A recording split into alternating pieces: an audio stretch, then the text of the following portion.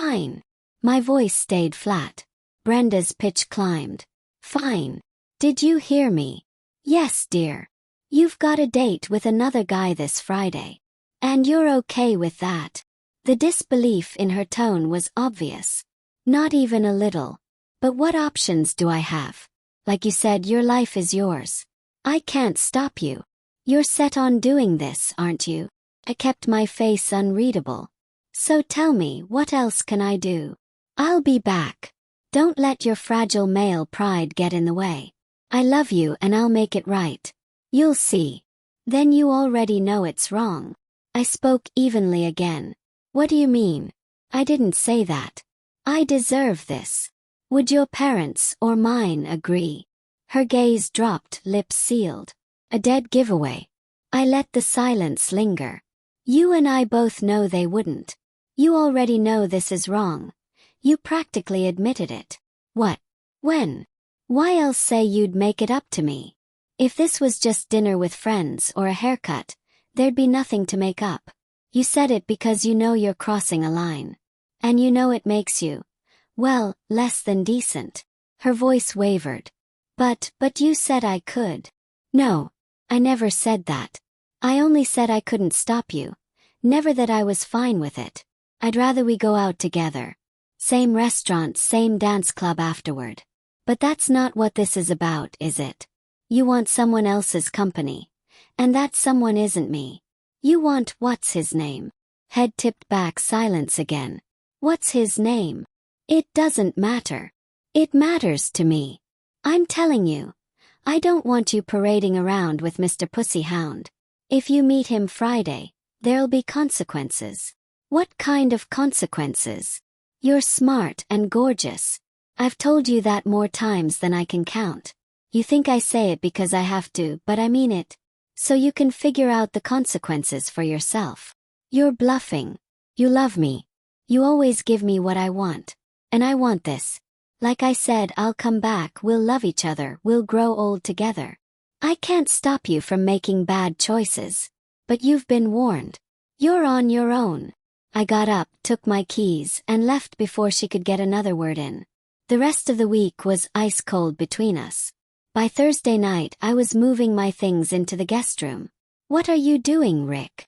I stopped with an armful of clothes and gave her a look like she just asked if water was wet. Looks like I overestimated your smarts. What do you think I'm doing? You're moving. Right. My wife wants to date other men. You think I'm going to sleep in the same bed with a cheating whore? Dream on. Her tone went sing-song like a child teasing. You're such a little boy. I said nothing, just hung the clothes in the empty closet, went back for more. So now you're punishing the big bad witch with silence, she smirked. See how pathetic you look. Consequences, I replied simply. Friday afternoon I left work early. Hit an upscale unisex salon for a sharp haircut, a clean razor shave, and a manicure. No gloss on the nails.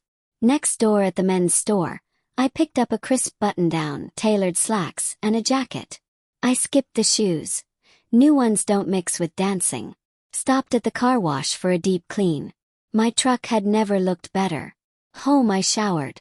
Heard Brenda doing the same upstairs. When she came down half an hour later, she was in a new dress I'd never seen. Hem above the knee, neckline low enough to make strangers stare. She paused on the last step, clearly fishing for a compliment. When I stayed quiet, she glanced again, eyes widening. Holy shit, you look amazing. Where are you going? Out. What did you think? That your clueless, docile husband would just sit here and wait for her promiscuous majesty to stroll back? I shook my head slowly, walking toward the garage. And here I thought you were smart. How wrong can a person be? Anyway, I don't want to be late. Charmaine's not one for waiting. Sliding into my spotless truck, I heard her shout behind me. Gotcha. Charmaine and I had a perfect night at a wine bar with light dinners and, on weekends, a live pianist. Conversation flowed like we'd known each other for years. She laughed at my jokes. Nothing gets to a guy faster. Dancing was pure chemistry, like making love without taking our shoes off. We fit together effortlessly, sometimes cheek to cheek, lips brushing. We both knew I was still married and understood the limits. So we spent the night savoring wine, talking and trading flirtatious glances. Brenda's beauty and passion were real, but passion's shadow is jealousy. I was certain the thought of me wrapped up with Miss Charmaine would drive her mad, souring the night she'd planned with her new and lustful Mr. Pussyhound. When I dropped Charmaine off, she dabbed her perfume on my shirt and pressed lipstick to my collar, neck and cheek.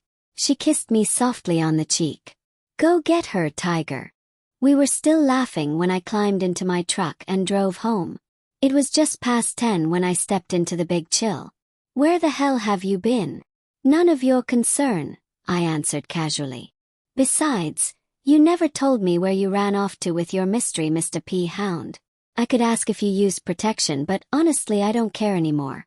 Rot from the inside out for all I care, because I'm never touching your faithless, cheating body again. So no, I don't give a damn where you went, what you did, or who it was with. I had a fantastic night, by the way, and for that, I owe you thanks." "Thanks? What do you mean by that? Don't you see? If you hadn't cooked up that ridiculous plan to open our marriage, I never would have gotten to know Charmaine better. And let me tell you, what a woman. Smoking hot. So, thank you, sweetheart." Brenda let out a scream so sharp I half expected the neighbors to call the cops. "You know I can't stand that bitch." "Exactly. Why do you think she was the first person I called?" She blinked at me, stunned. What did you just say?" "Once again, I've clearly given you too much credit. This isn't complicated. You dressed up for some random jerk, wearing things you've never once put on for me, just to rub my face in it. And you're shocked when I follow your example. You changed the rules of our marriage without my objection, and I simply did what you did. Difference is, I was upfront about who I went out with. You, on the other hand, won't even say your lovers' names. So tell me, Ms. Rocket Scientist, what's your actual problem here?" Her bravado collapsed instantly. I watched her deflate, tears rolling down her cheeks. Before she could recover, I pressed on. "Let me guess. Kevin South didn't get what he wanted tonight, did he?" She made a sound somewhere between a squeal and a sob, slapping her hands over her mouth. "How do you know?" In my best game show announcer voice, I replied. "Once again, you underestimate how easy this is. Think. You work in an office with at least 10 other women. Kevin's the biggest skirt chaser alive. Everyone there knows who's sleeping with who, and they talk. That's what you've been doing. So, genius, did you honestly think you'd be the exception? For more than a month, some of your so-called friends have been telling me you not only fell for Kevin's charm, you actually started pursuing him.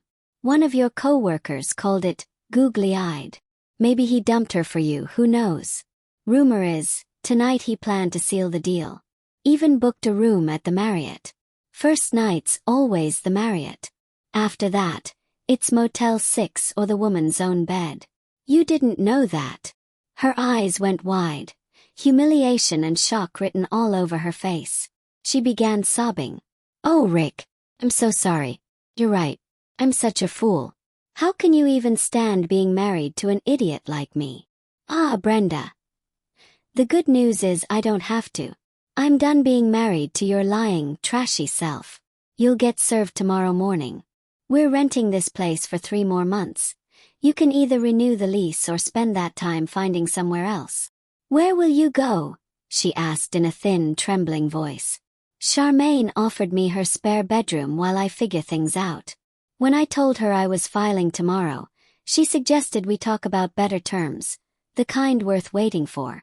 Everything else between us. We split it down the middle. Then you can sleep with whoever you want without having to put up with a wimpy husband. I just hope Kevin's worth the price." Epilogue. I eventually met other husbands who'd been burned by Kevin, better known as Mr. Hound. One night after dinner, he came out to find his car wrecked. Windows smashed, paint keyed, baby poop smeared all over the seats, wheels gone.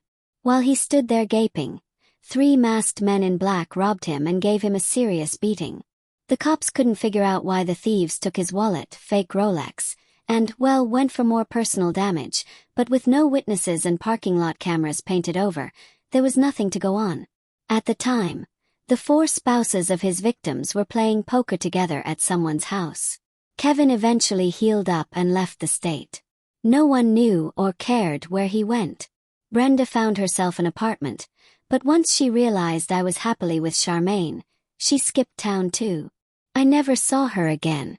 Charmaine and I stayed together a while longer, but we both agreed that short-term sparks don't always make for long-term fit. I moved into a townhouse closer to work.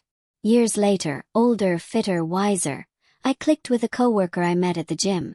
One thing led to another, and I finally found happiness with someone who had both brains and loyalty.